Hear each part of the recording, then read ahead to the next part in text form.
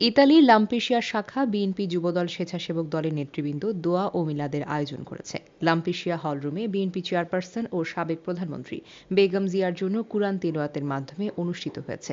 BNP সহ স্থানীয় লোকজনের উদ্যোগে এই মিলাদ ও দোয়া অনুষ্ঠিত হয়। একই সময়ে বিভিন্ন এলাকায় বেগম জিয়ার রুহের মাগফিরাত কামনা করে দোয়া ও মাহফিল অনুষ্ঠিত হয়েছে। রাজধানীর এভারকেয়ার হাসপাতালে চিকিৎসাধীন অবস্থায় মারা যান বেগম জিয়া। লাম্পেশিয়া বিএনপি যুবদল স্বেচ্ছাসেবক দলের বিপুল মানুষের সমাগমে বেগম জিয়ার জন্য দোয়া অনুষ্ঠিত হয়। পরের সন্ধ্যায় স্বামী সাবেক রাষ্ট্রপতি ও বিএনপির প্রতিষ্ঠাতা মরহুম জিয়াউর রহমান সহ ওনার ছোট্ট সন্তান মরহুম আরাফাত রহমান কোকো সহ পরিবারের জন্য দোয়া করা হয়।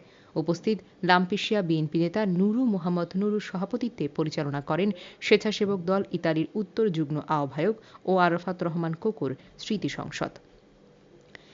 ইউরোপের যুগ্ম সাধারণ সম্পাদক দুলাল আহমেদের পরিচালনায় উপস্থিত ছিলেন ইতালির বিএনপি নেতা দবির ওয়াহিদুর, লাম্পেশিয়া বিএনপি যুব বিষয়ক সম্পাদক সাইফুল ভুয়া, লাম্পেশিয়া বিএনপি সাহিত্য বিষয়ক সম্পাদক তুহিনুজ্জামান, লাম্পেশিয়া বিএনপি নেতা মোহাম্মদ আলী, লাম্পেশিয়া বিএনপি বাদশা মিয়া, লাম্পেশিয়া বিএনপি আলাউদ্দিন, লাম্পেশিয়া বিএনপি মোহাম্মদ রফিক শেখ, লাম্পেশিয়া বিএনপি হারুন মিয়া, লাম্পেশিয়া বিএনপি শেখ মিন্টু, লাম্পেশিয়া বিএনপি জাকির মাতবর, ইতালি যুবদলের সহ সাংগঠনিক সম্পাদক সাদ্দাম হাওলাদার, লাম্পেশিয়া যুবদলের নাসিম মিয়া, লাম্পেশিয়া যুবদলের শওকত মাতবর, লাম্পেশিয়া যুবদল শেখ শাকিল, লাম্পেশিয়া যুবদল জুবায়ের আহমেদ, জামাল লাম্পেশিয়া যুবদল বাপ্পি খান, লাম্পেশিয়া যুবদল নূর আলম, লাম্পেশিয়া যুবদল আবদুল্লাহ আরিয়ান, লাম্পেশিয়া যুবদল প্রমুখ ম্যাডামের জন্য দোয়া করা হয়।